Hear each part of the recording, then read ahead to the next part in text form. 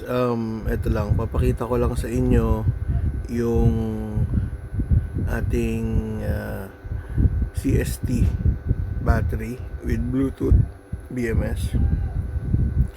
And marami sa inyo nagkakaroon ng problema kasi hindi accurate itong state of charge na pinapakita dito sa app ng CST. So somehow nakakita ako ng solution paano siya ma-calibrate, and gamit ko ay Overkill app. So download lang kayo ng Overkill app. Sa akin na-download ko na, no? So yan, buksan natin, tapos hanapin ko yung battery na 40% daw kanina, no? So hindi yan yun.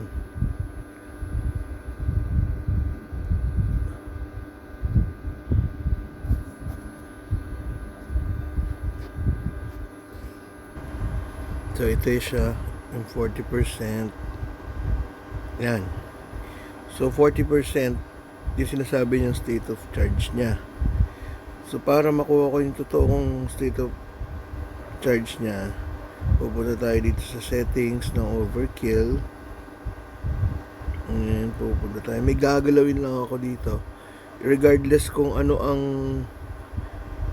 ito, gagawin natin 0 dito sa start voltage. Ako, ito lang yung ginagalaw ko kasi alam kong medyo safe naman to. Pero siguro pwede nyo galawin kahit ano dyang value na dadagdagan nyo lang naman ng 1, tapos ibabalik nyo later. Pero kahit din yan, ako hindi ko na binabalik. Yan.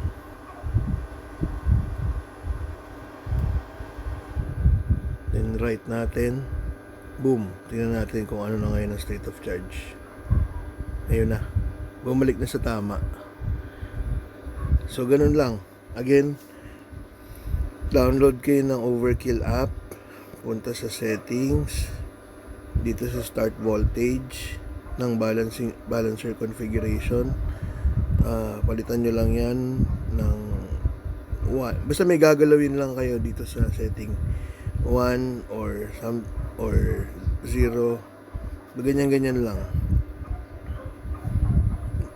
then right.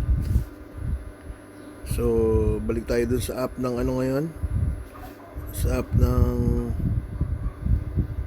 tawag dito, CST. Punta tayo dito. Ayun na. Yung kaninang 48% na ngayon.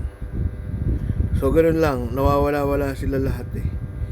So ito ganun din. Pwede ko rin itong baguhin. Kung masyado mababa naman reading niya, same method.